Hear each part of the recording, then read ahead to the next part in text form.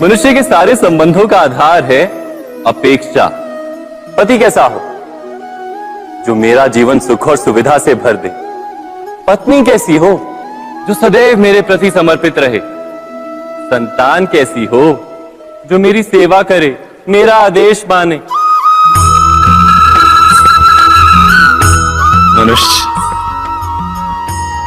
मनुष्य उसी को प्रेम भी कर पाता है जो उसकी अपेक्षा पूर्ण करता है।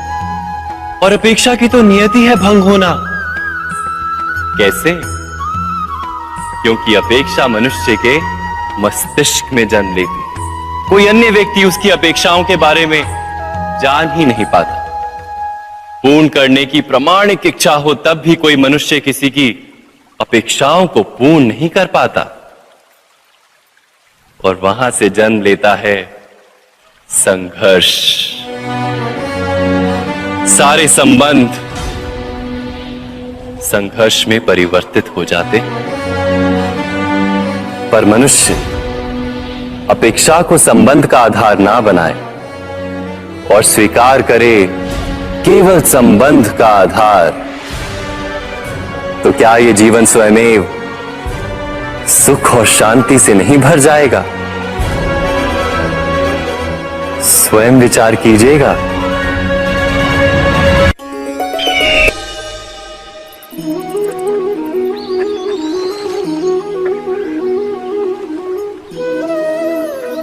समय के आरंभ से ही मनुष्य को एक प्रश्न सदा पीड़ा देता है कि वो अपने संबंधों में अधिकतम सुख और कम से कम दुख किस प्रकार प्राप्त कर सकता है। क्या आपके सारे संबंधों ने आपको संपूर्ण संतोष दिया है? विचार कीजिए। हमारा जीवन संबंधों पर आधारित है। हमारी सुरक्षा संबंधों पर आधारित है। इसी कारण हमारे जीवन के सारे सुखों का आधार भी संबंध है। किंतु फिर भी हमें संबंधों में ही अधिकतर दुख क्यों प्राप्त होते हैं? सदा ही संघर्ष भी संबंधों से ही उत्पन्न क्यों हो जाते हैं? कभी विचार किया है? जब कोई व्यक्ति किसी अन्य व्यक्ति के विचार अथवा कार्य को स्वीकार नहीं करता, उसमें परिवर्तन करने का प्रयत्न करता है, तो संघर्ष जन्म लेता है। अर्थात जितना अधिक अस्वीकार उतना ही अधिक संघर्ष, और जितना अधिक स्वीकार उतना ही अधिक सुख। क्या ये वास्तविकता नहीं? यदि मनुष्य स्वयं अपनी अपेक्षाओं पर अंकुश रखे, अपने विचारों को परखे, किसी अन्य व्यक्ति में परिवर्तन करने का प्रयत्न ना कर स्वयं अपने भीतर परिवर्तन करने का प्रयास करे, तो क्या संबंधों में संतोष प्राप्त करना इतना कठिन? अर्थात क्या स्वीकार ही संबंध का वास्तविक अर्थ नहीं? स्वयं विचार कीजिए।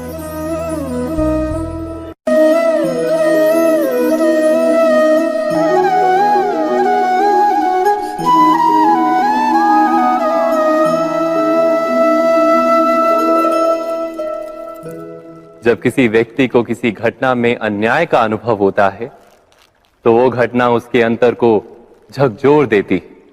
समस्त जगत उसे अपना शत्रु प्रतीत होता है। अन्याय लगने वाली घटना जितनी बड़ी होती है, मनुष्य का हृदय भी उतना ही अधिक विरोध करता है।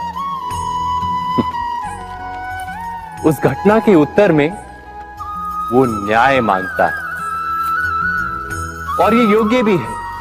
वास्तव में समाज में किसी भी प्रकार का अन्याय व्यक्ति की आस्था और विश्वास का नाश है। किंतु ये न्याय क्या है? न्याय का अर्थ क्या है? अन्याय करने वाले को अपने कार्य पर पश्चाताप हो और अन्याय भुगतने वाले के मन में फिर से विश्वास जगे समाज के प्रति। इतना ही अर्थ है ना न्याय का। किंतु जिसके हृदय में धर्म नहीं होता, वो न्याय को छोड़कर बैर और प्रतिशोध को अपनाता है। हिंसा के बदले प्रतिहिंसा की भावना लेकर चलता है। स्वयं भोगी हुई पीड़ा से कहीं अधिक पीड़ा देने का प्रयत्न करता है और इस मार्ग पर चलते अन्याय को भुगतने वाला स्वयं अन्याय करने लगता है। शीघ्र ही वो अपराधी बन जाता है, अर्थात न्याय और प्रतिशोध के बीच बहुत कम अंतर होता है और इसी अंतर का नाम है धर्म। क्या ये सत्य नहीं? स्वयं विचार कीजिए। दो व्यक्ति जब निकट आते हैं तो एक दूसरे के लिए सीमाएं और मर्यादाएं निर्मित करने का प्रयत्न अवश्य करते हैं। हम यदि सारे संबंधों पर विचार करें तो देखेंगे कि इन सारे संबंधों का आधार यही सीमाएं हैं जो हम दूसरों के लिए निर्मित करते हैं और यदि अनजाने में भी कोई अन्य व्यक्ति इन सीमाओं को तोड़ता है तो उसी क्षण हमारा हृदय क्रोध से भर जाता है। इन सीमाओं का वास्तविक रूप क्या है? क्या हमने कभी विचार किया? सीमाओं के द्वारा हम दूसरे व्यक्ति को निर्णय करने की अनुमति नहीं देते, अपना निर्णय उस व्यक्ति पर थोपते, अर्थात किसी की स्वतंत्रता का अस्वीकार करते हैं।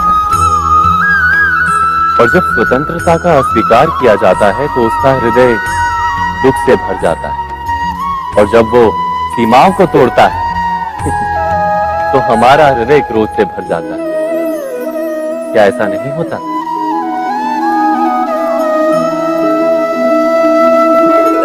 पर यदि एक दूसरे की स्वतंत्रता का सम्मान किया जाए तो किसी मर्यादाओं या सीमाओं की आवश्यकता ही नहीं होती। अर्थात जिस प्रकार स्वीकार किसी संबंध का देह है, क्या वैसे ही स्वतंत्रता किसी संबंध की आत्मा नहीं? स्वयं विचार कीजिए।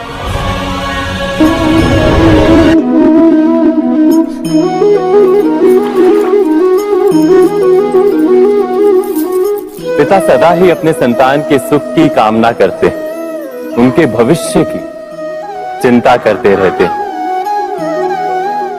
इसी कारणवश सदा ही अपने संतानों के भविष्य का मार्ग स्वयं निश्चित करने का प्रयत्न करते रहते हैं।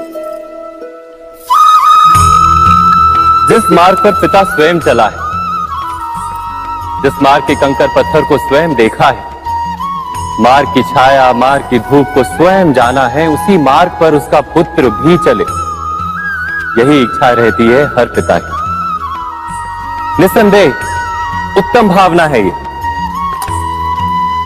किंतु 3 प्रश्नों के ऊपर विचार करना हम भूल ही जाते हैं। कौन से प्रश्न? प्रथम प्रश्न, क्या समय के साथ प्रत्येक मार्ग बदल नहीं जाते? क्या समय सदा ही नई चुनौतियों को लेकर नहीं आता? तो फिर बीते हुए समय के अनुभव नई पीढ़ी को किस प्रकार लाभ दे सकते हैं?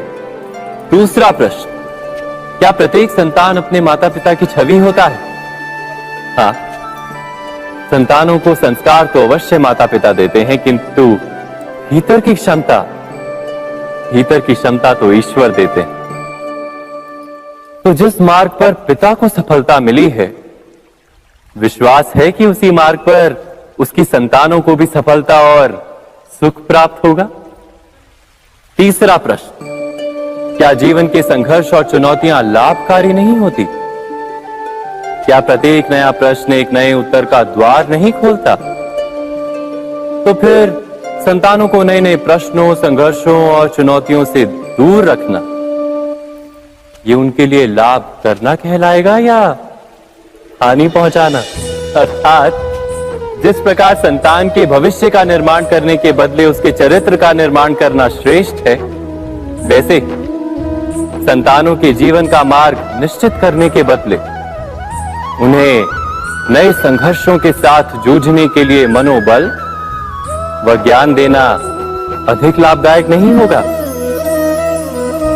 स्वयं विचार कीजिए।